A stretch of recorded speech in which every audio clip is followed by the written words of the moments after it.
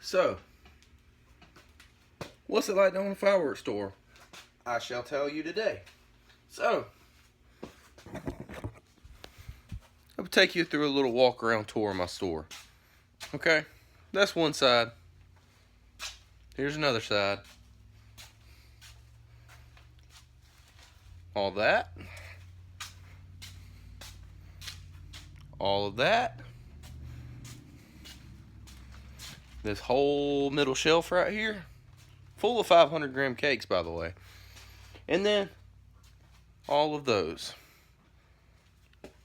So, what's it like to own a fireworks store?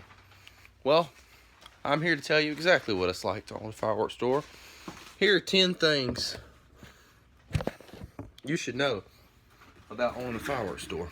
So, coming in at number 1, it's quite stressful. It's actually more stressful than you would think. First, you have to order your product straight from the manufacturer. Not going to say any names, but you have to order the product. You have to order it way ahead of season just to make sure it's here on time. You have to get all the product here, make sure you got everything. You have to fill shelves. You have to fill holes in your shelves. And then, if you don't have more stuff, then you got to go back over to the warehouse to get more stuff to make sure that you're ready for opening day. That's the first item on my list, is stress. Second item, it's a lot of hard work. It's a lot of hard work. So once the items actually arrive to the fireworks store, you have to get it all ready. You have to stock the shelves up completely. And if it's your store and you don't have a whole lot of help, that can be really stressful as well. But besides that, once you get your shelf stock, then you got to go through, you got to price everything, and then you got to make sure that you have enough product that you're going to have enough to sell. Which, at the rate I'm going, I'm pretty sure I'm good on that. Number 3, the first week of opening season. So, the first week is very slow. You don't have a whole lot of customers come in the first week, because in July, everybody tends to think, if we go in on the 4th of July, the day of or the day before, the shelves are going to be completely stocked up and we're going to have a big selection of product to choose from. That's not true. The best time to come in a fireworks store is the first week of opening, just so you have your first shot at everything. And then December, when you first open, say about December 15th, your season runs from the 15th through January the 2nd or so.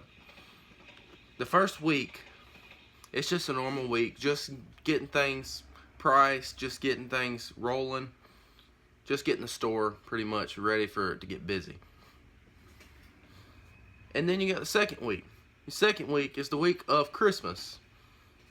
And the week of Christmas, the last thing on anybody's mind is fireworks. They're worried more about getting their child's, their parents', or just everybody's Christmas done with before they consider New Year's fireworks. So, the first week, it's pretty rough. Number 4, the boredom. Well, I'll tell you, the boredom kicks in pretty quick.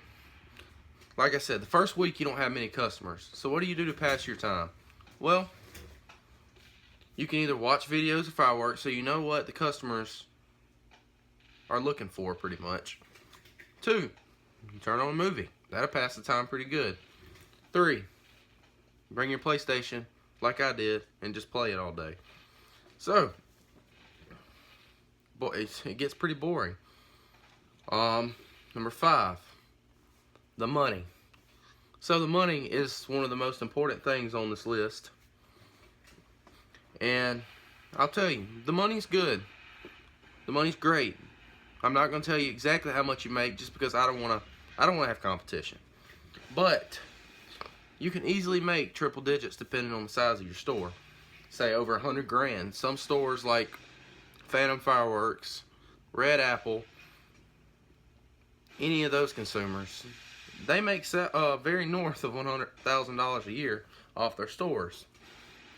Me, on the other hand, with my store being a small consumer store, it may not make as much as that, but it makes pretty good.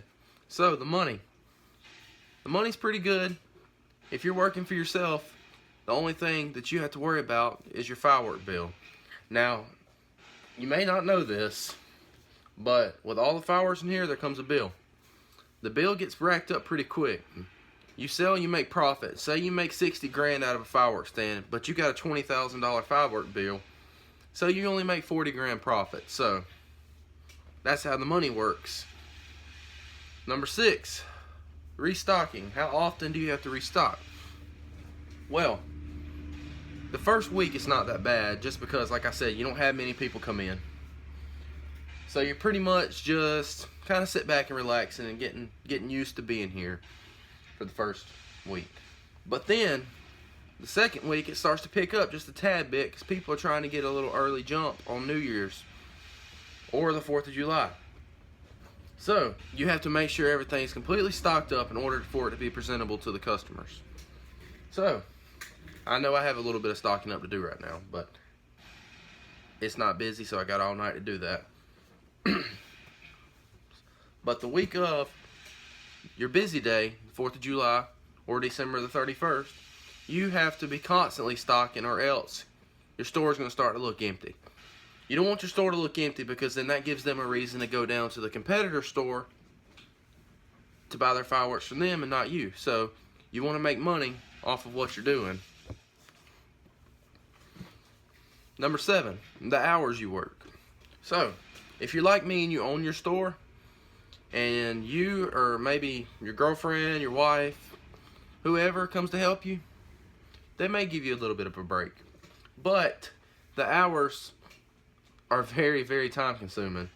Say you open at 9 o'clock in the morning, and then you don't close until 10 that night.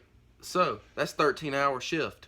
That's way more than a regular full-time position at a normal job.